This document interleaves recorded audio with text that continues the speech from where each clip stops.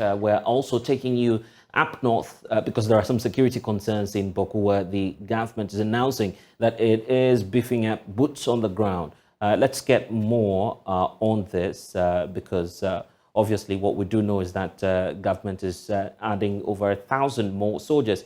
Albert Sorry is joining us via Zoom now to give us further details on this. Albert, bring us up to speed with this new operation that government is undertaking in the area. Some immigration officials who were shot in the latest incident in Bawku. One of them lost his life and two others were injured and they were receiving treatment. It brought about tensions again in the area after relative peace had returned to Bawku for some time. It's also been reported that in the last 1 week or so, there have been some undercurrents and tensions brewing again among the factions. And so this is what is necessitating the decision by the Regional Security Council and by government to send more men to beef up the security in the Bawku municipality. So this is what we know at the moment. But let me also indicate that we've had reports of gunshots again in the last 2 days or so, when even yesterday a man was shot in the Binduri district, which is also close to Bawku. And so the situation seems to be returning back to the days when the tensions, were high. And that is the situation at the moment in Bawku. But on the troops, yes, just land on that. On whether the new security personnel have reported to town. I've been checking all morning. What we know is that at the moment it doesn't look like they have arrived yet. I've checked with several sources in the Bawku municipality, and what we know is that current situation, security situation in terms of security personnel on the ground is what has been there over time. It doesn't appear that there have been more men coming into the town, because the number we've been told is that government is looking at sending as many as 1,000 security personnel. And if that were to be the case, this would be obvious on the ground. But our checks so far indicate that, it doesn't appear that there's as many men on the ground. Yeah. What is there is what has always been there. Let's focus on residents and how they are feeling now in the community. For many of the residents, they are wondering when this resurgence of violence would eventually go away, because it looks like at any point in time, violence can erupt, shootings can occur at any time. These immigration officials who were shot were reportedly in a vehicle and they were going into the main Bawku township to buy food, from what we are told in the statement that was released by the immigration service itself. And so it is unclear why the vehicle was shot at, but many think that in the presence of what had been happening in terms of the recent tensions that were brewing, their vehicle may have been mistaken to be that of someone else's. And so that is why they were fired at. So for many people, they are wondering who is safe when government is actually going to nip this in the bud, and for people to be arrested, the perpetrators of these shootings. When are we going to see arrests? And for the residents to feel that government has actually taken action and people have been punished. But nonetheless, people still go about their normal everyday activity. But I must say that they do that with bated breath, because they don't know at what time shootings can erupt. I see.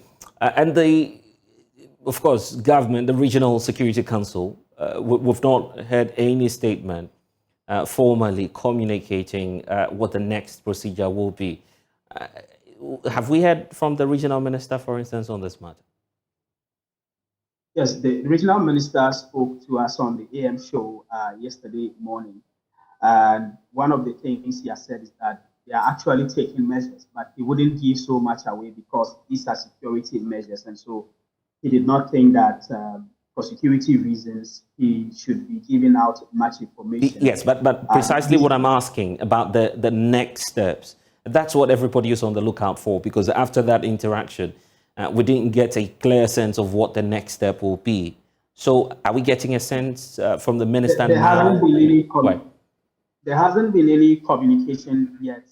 What they have told us is that they are still investigating the matter. And in fact, in most instances, when it comes to violence in Bawku, the security agencies they keep it very tight in terms of how much information they give out. So I'm not surprised this is happening. They always try to manage how much they give the media and how much they tell people.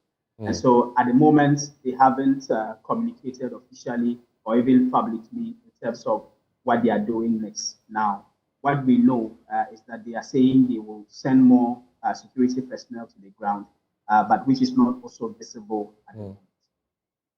I see. Thanks, Albert, for joining us. So it's now confirmed that indeed government will be sending more boots on the ground, but it's not evident as we speak. Dr. Adam Bona is a security analyst, joins us via Zoom now. Thank you, sir, for your time. The decision itself, is it appropriate in your view?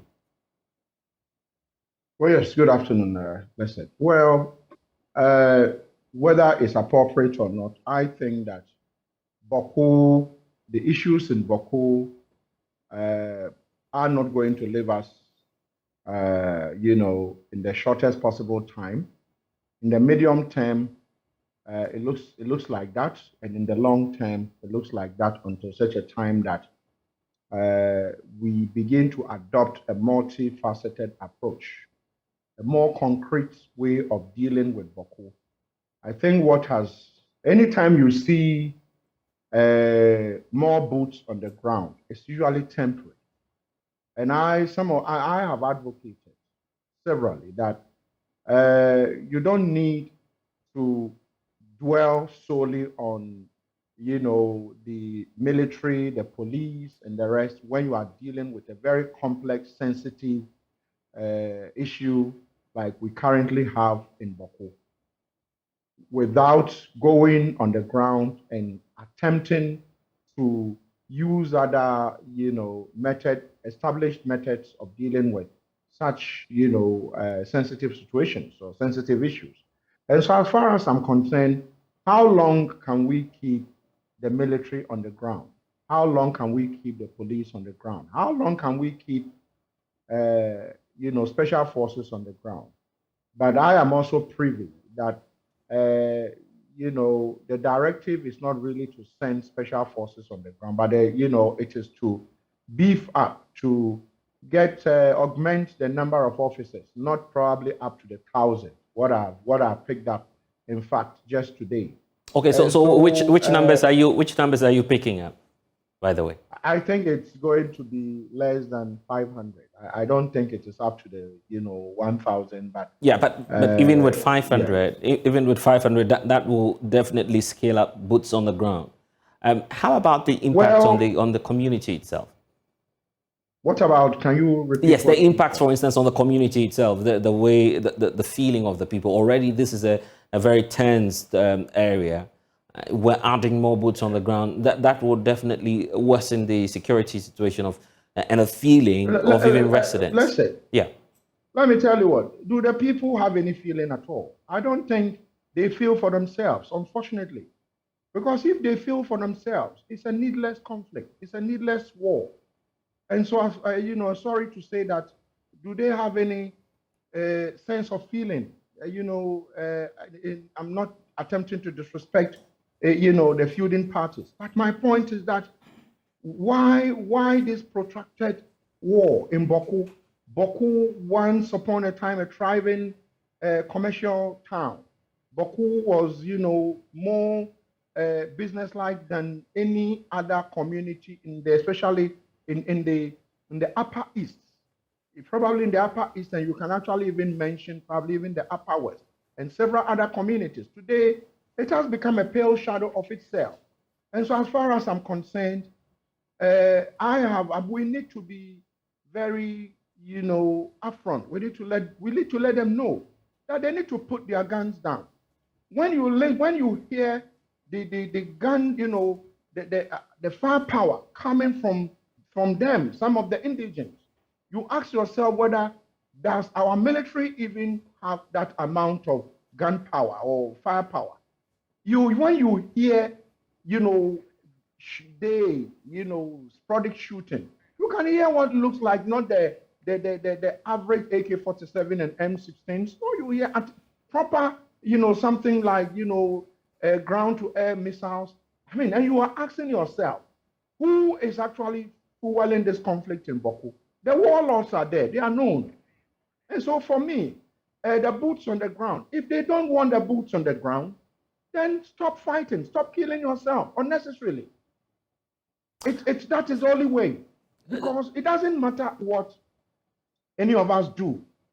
If two people are fighting and you go in there and try to settle the matter, and the two people, avoid or, refuse to come to the round table, refuse to dialogue, then you have a situation. Every now and then, you have some bandits among the two feuding parties coming up with what I call, audios, unnecessary, high tension audios, and spewing a lot of garbage and calling for, people driving into town, into Bawku, to be ambushed and killed. Before these immigration officers were shot at and one dying, unfortunately, there were several audios out there with known faces actually urging their side of the divide, that we won't allow anybody in. We are going to start, shooting at vehicles that are coming in. And voila, within, less than a week after those audios came out, and a Fulani man was shot an hour before the immigration officers were targeted. And so my point is that let's not begin to say the people's feeling when they don't feel for the children, the women, children and women and the aged. This Fulani man who was shot is an elderly man. Elderly Kusasis have been killed. Elderly Mampuses have been killed. Women, children have been killed in this needless war in Bawku. At the moment, Bawku has become a no-go area. We cannot live in a country where, a section of the country is a no-go area for any of us. And so for me, listen, I would say that to answer you, they don't have any feeling for themselves. If they did, I don't think that for what? Why would you be killing one another? Why would you be killing one another? Even if Bawku was packed with gold and diamonds and oil, why would you be killing one another because of? Look at how many people have died in the last 1 year. So for me, I don't want us to actually even look at how those killing themselves feel. Let's look at how we can get them to stop, excuse me to say, the nonsense that is going on in Bawku. And the experts, such as you, are worried also about the spillover and the infiltration from, for instance, some of the extremist groups in neighboring countries. How do we deal? Yeah, how do we deal with that? Side by side, this main conflict, which is within the territories of Ghana itself. Well, it's a difficult situation, and you heard that disgusting question the CNN reporter asked our president when the vice president of the U.S. came in, telling us that Al Qaeda that Al Qaeda is already in Ghana. It would have to take situations like Bawku for such a silly question to be asked our president, because if not for Bawku, I don't think that a silly question such as Al Qaeda is already here, as if the CNN people have planted Al Qaeda here and they are asking our president to confirm whether our president knows. But it is because of Bawku. Because as we speak, It's a place that is difficult for anyone to contemplate in our wildest imagination, that a section of Ghana becomes a complete no-go area for the rest of us. So you have silly questions such as Al-Qaeda is here, and probably we didn't even deal with it the way we should have dealt with it. I'm sure if I had said Al-Qaeda is here, and I didn't say Al-Qaeda might be here, probably national security would have invited me to come and answer. And so mine is that, yes, we are told, we are told that there's some movement of terror activities that could spill over into this country, because you know that just after Bawku is Burkina Faso. 80% of Burkina Faso, 80%, I am not saying, the ECOWAS and various organizations, they themselves have confirmed that 80% of, what do you call it, Burkina Faso is in the hands of rebels. And I think I heard either some leader from France telling us they are coming to help us fight terrorism. I would say that is not what we are talking about, but anyone who is listening to me should tell the Paris people or the French people that we don't need their help. They shouldn't come in inviting, the terror activities in the Sahel into Ghana. And so when I heard them, I thought that, okay, so are you coming and indirectly inviting them to come, that you are here because you haven't solved the areas that are still under you, Burkina Faso, Niger, Mali, and the rest are still under you in Paris, and you are coming here to come and help us fight terrorism? No, we don't need you to do that. If you have anything to do, go there and go and help them.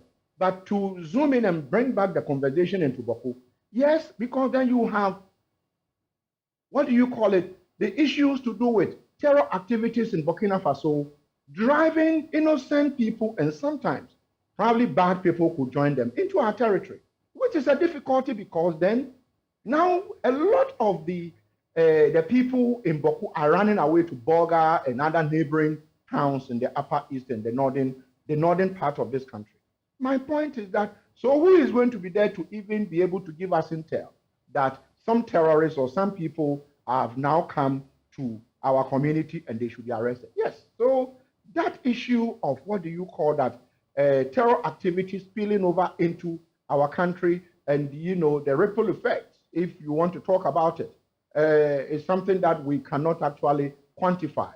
And you know that even apart from terror activities spilling over from the Sahel into our country through Bawku, probably is something that we should be looking at. It's important, but the spillover. Recently, you had people were injured. People were brutalized in Ashaman and some communities, because you have, our brothers and sisters in Bawku, the Kusasis and the Mamprosis, they find are spilled over into areas that they were domiciled in this country, apart from Bawku. And so mine is that, it's gone as far as Pusiga, Wale, you can name them. Right. And so mine is that if the terror activities around the Sahel could come in, but the fact that they themselves are importing the conflict into areas that are not supposed to be part of this conflict is something that we should be worried about, if you ask me. All right. Dr. Bonan, we would have to leave it here, but thank you for your contribution this afternoon. He is a security analyst, and of course we have some pictures of the immigration service visiting some of the victims. You can check that out on all of our social media platforms.